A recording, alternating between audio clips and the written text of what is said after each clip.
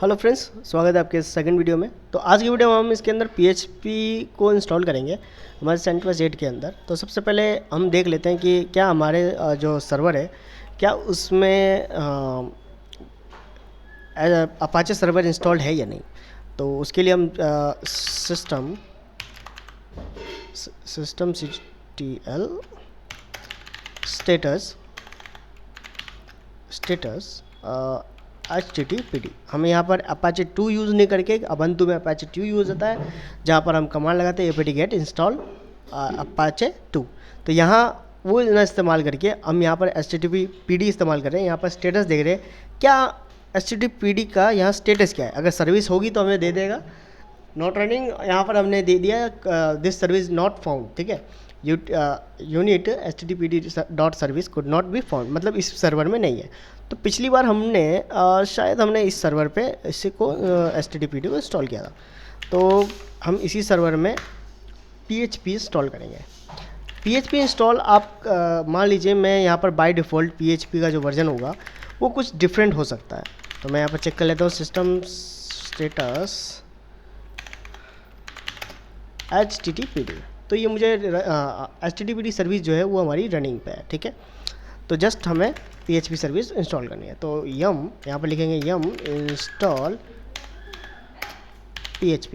ये हमें बहुत सारी चीज़ें दे सकता है। PHP के साथ अलग अलग कमांड लगते हैं, मतलब कि PHP के भी कुछ पैकेजेस है जो हमें कस्टम या फिर मैनुअली हमें इंस्टॉल करना होता है, वो आप देख लीजिएगा, इंटरनेट पे अवेलेबल है। तो हमें एक सिंपल से कमांड लगता है apt yum installed PHP। ठीक है, जस्ट हम देखेंगे PHP का कौन सा वर्जन हमें ये ला के देता है।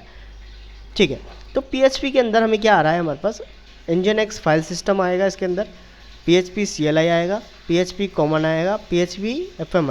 ठीक है, इनेबलिंग मॉड्यूल स्ट्रीम nginx और PHP। ठीक है, और यहाँ पर PHP हमें जो मिल रहा है वो 7.2 वर्जन है। अब 7 अगर आप CentOS 7 यूज़ करते हैं तो शायद 5 वर्जन जो है वो हमें मिल जाता, लेकिन क्योंकि यहाँ पर हमें मिल रहा है कुछ और, तो CentOS 7 हम अगर यूज़ करते हैं तो वो हमें 5 का कोई वर्जन निकाल के हमें दे देता है। अब लेकिन क्योंकि 8 है तो हमें 7.2 दे रहा है। अगर आप 9 इंस्टॉल करेंगे CentOS 9 तो वो 8 वर्जन निकालेगा। अब मान लीजिए कि आपको नहीं, आपको CentOS 8 ही PHP 8 ही चाहिए, तो आप EPEL रिपोजिटरी यूज़ कर सकते हैं चाहे तो। ठीक है, मैं यहाँ पर EPEL रिपोजिटरी यूज़ नहीं कर रहा, मेरा एक और वीडियो है, चाहे तो आप PHP मॉडल में जाके PHP वाले सेक्शन में जाके देख सकते हैं। तो मैं फ़िलहाल नॉर्मल PHP इंस्टॉल करूँगा। तो मैं येस कर दूँगा कि हाँ मुझे PHP 7.2 ही चाहिए, तो वो इंस्टॉल हो जाएगा थोड़ी देर में।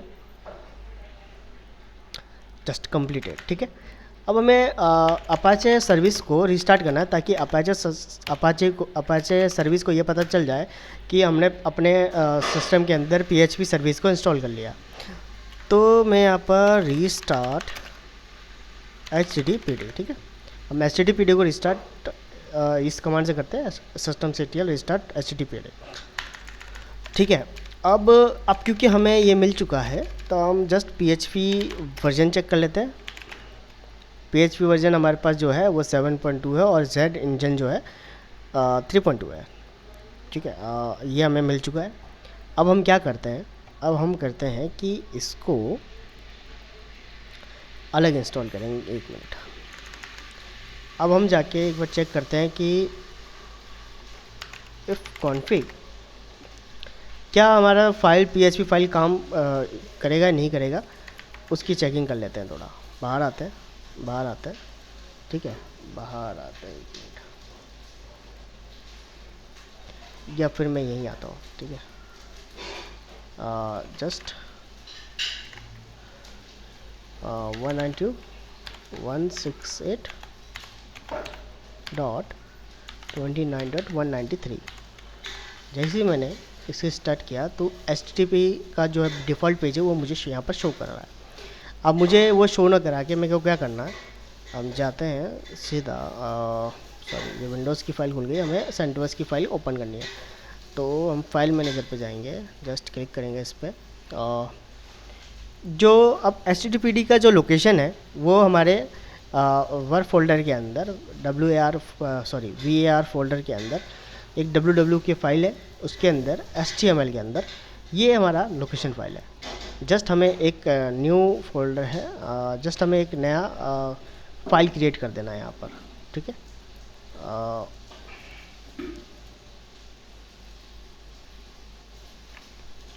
बेस लोकेशन शो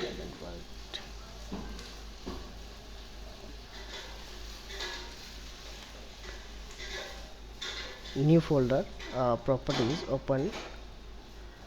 तो यहाँ पर कोई फाइल आ नहीं रही है, तो हम क्या करेंगे, सीधा यहाँ पर नीचे लिखेंगे, ओपन टर्मिनल कर देंगे, कैट इंडेक्स डॉट PHP, या फिर मैं करूँगा टच। जैसे मैंने किया, जस्ट आप नीचे लिख टच डॉट PHP आ गया। जस्ट इसको ओपन करेंगे हम, ओपन हो गया। PHP सिंटेक्स लगाएंगे, PHP echo this is PHP page now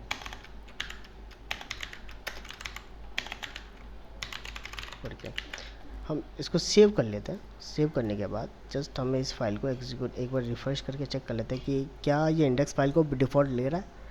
just अपने क्लिक आओ, उसने डिफ़ॉल्ट इंडेक्स फाइल जो है वो ले चुका है। अब इसका मतलब है कि हमारा PHP फाइल जो है वर्क कर रहा है, ठीक है। अब PHP फाइल वर्क कर रहा है। अगर PHP फाइल वर्क नहीं कर रहा होता, मतलब PHP इसके अंदर यूज़ नहीं हो रहा होता, तो आपके पास index.php नाम का एक फ़ाइल डाउनलोड हो जाता अपने सिस्टम पे, ठीक है। अगर PHP काम नहीं करेगा, मतलब ये पेज अगर काम नहीं करता, तो जस्ट आपको उसका पाथ देना पड़ता,